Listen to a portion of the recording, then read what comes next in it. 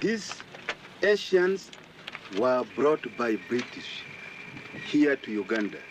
Therefore, the British and those, they are responsible to look after those Asians. Because I have got also difficulty in Uganda of economy.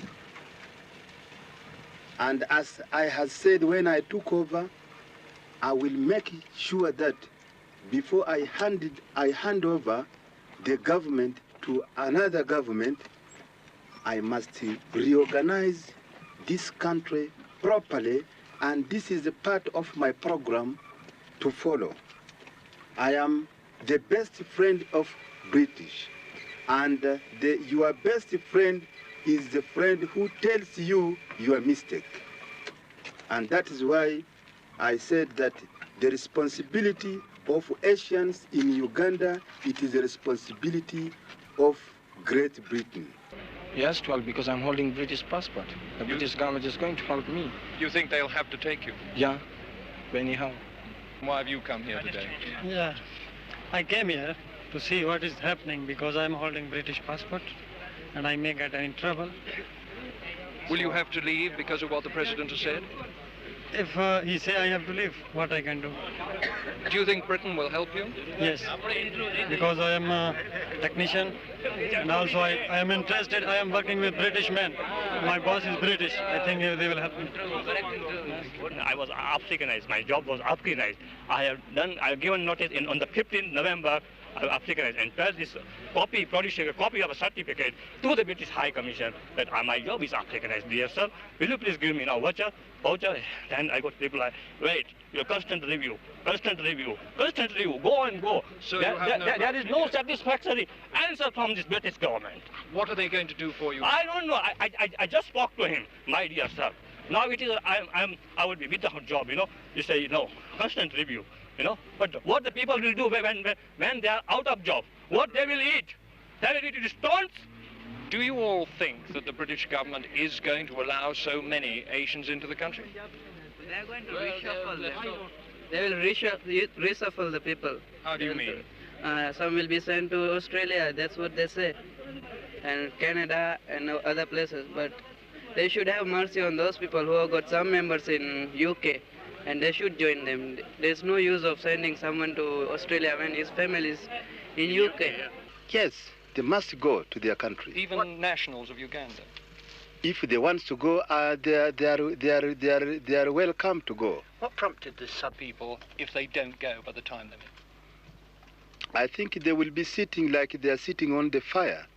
I will tell you this. You just wait after 3 months. What will you do to them? Okay, you will see. You said you wanted Uganda. I think they will not sit comfortably here in Uganda. I will tell you this. I must actually tell you the truth. I mean, to my point of view, it's very good because we have, I mean, to give a chance Africans, I mean, Uganda Africans to develop in business so that they can actually be economically independent. As in fact, yes, we were in fact doing things which were subtracting the economy of these people. They are not allowing them chance to develop. If the Asians do go in 90 days, as the President has ordered, do you think Africans will really be able to take over all their businesses? At the beginning, it won't be very simple, but gradually it will develop and become very easy to run shops, say, and other businesses. Because, say, if it would be no competition, the Africans will be doing it well. What's the problem for Africans taking over the Asian businesses? Well, first of all, it will be the financial problem, because now those Africans who are experienced in business don't have enough money to run big shops. And then, in fact, they can't be, I mean, it will be difficult, maybe difficult to get loans, big loans from, say, banks or anything. Do you think it will be difficult to get imports into the country if the Asians go? Well, I don't think that will be difficult because we have a corporation, say the Import and Export Corporation, and the government, in fact, is prepared to have the Africans import. How do you feel about the Asians? Well, I don't answer your question very well. What is your question again? I mean, do you like them, or are you glad to see them go? Any security personnel who try to In a long, rambling speech, the president told the students he wasn't going to change his mind, and they relished his determined twisting of the imperialist lion's tail. For his part, the president was obviously happy to bask in the new popularity which his anti-Asian policy had brought him. At several points during his speech, he was clearly playing to his audience. But I know these are the former corrupted police who have been confused by the former regime politically. They are the ones who are letting down some people in the country. The president now feels he holds all the cards and can afford to ignore any appeals from Britain to get him to reconsider. We asked Britain's Foreign Secretary, Sir Alec Douglas-Home, if there was anything Britain could do to stop him throwing the Asians out. No, it does not. Well, you can't stop a ruler of a country if he wants to behave in this way, throwing them out. But he has thrown them out for racial reasons. There's no other reason except he says they damage the economy, which is nonsense, because the Asians, in fact, contribute a great deal to the economy of all the African countries. They're good traders, good businessmen, good shopkeepers, and all the rest of it. There's no doubt this will cause terrible hardship to these people, and we have our obligation towards them. Apart from just negotiating with him, as presumably you now will, what else can you do to stop him? What pressures can you bring to bear? Well, we shall have to get in touch with him again following the High Commissioner's meeting this afternoon, because he has said that he will modify his plan and that he will exempt from expulsion various categories of people. Therefore, we have to find out what he means by this and find out whether, if he's willing to do this, he will return to an orderly plan for the introduction of these Asians into this country. I don't put this very high. What he said this afternoon doesn't amount to much. It will be a few thousands out of perhaps 50,000. And therefore, this is a mass expulsion on any count. Nevertheless, we have to follow this up diplomatically and very soon and urgently. But what will you do to Uganda if the whole of this thing goes ahead? Will you stop aid? I can't imagine that anybody in this country would understand if aid was given to another country which is expelling compulsorily British citizens. Is that a threat? I'd leave it like that for today, but I did say in the House of Commons the other day that if he goes forward with this plan, of course, we would have to review the whole of our economic relationship with Uganda. Is it a threat when you say that? No, I don't want to use threats. I think it's just a fact of life that we face up to, that people would not understand. I shouldn't understand myself, and I don't think other people would either. But the prospect of losing £4.5 million didn't seem to worry President Amin. British actually deceived me last year, giving me £10 million. They never give up to now. When I had a really very critical problem of finance, up to now. Now I don't want that money again. And now they have given, I think every year, 4.5 million every year. But this, even if they withdrawn or they take it away, it will not marking time Uganda even 1 minute.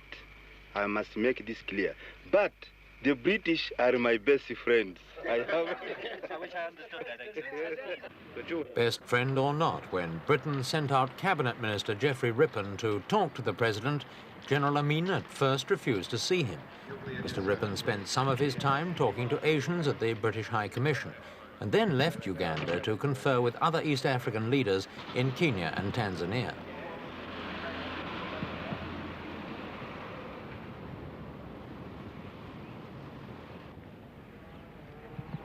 Only after Mr. Rippon had completed his tours of these countries and was about to return home did he finally receive an invitation to meet General Amin.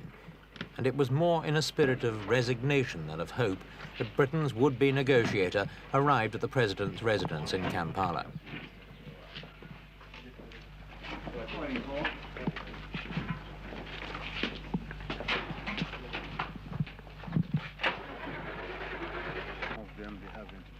General Amin was friendly, but the meeting made little progress.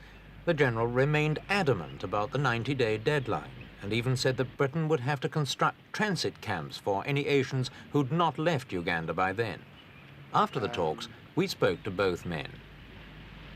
My decision still stands of 90 days, which I have explained to the minister.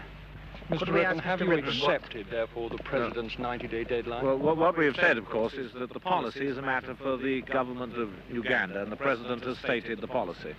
The British government accepts that it has a legal duty towards and a moral responsibility for the Asians who hold United Kingdom passports. That much is agreed.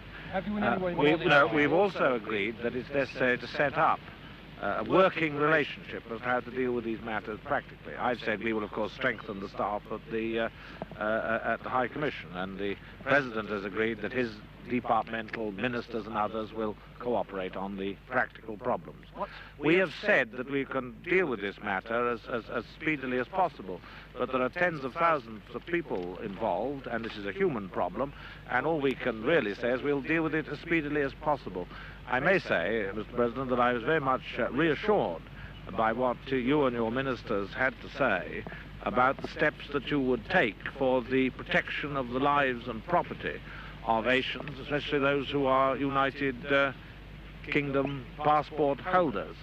And I was reassured also by the personal statements that you and your ministers made to me about the arrangements which were being made to ensure that the property of Asians would be valued and that proper prices would be paid for their businesses, they wouldn't be expropriated, and that even if all the payment that was due to them couldn't be made at once, there would be some payment made, and that the residue would be perhaps frozen, and that if it was frozen, then interest would be paid.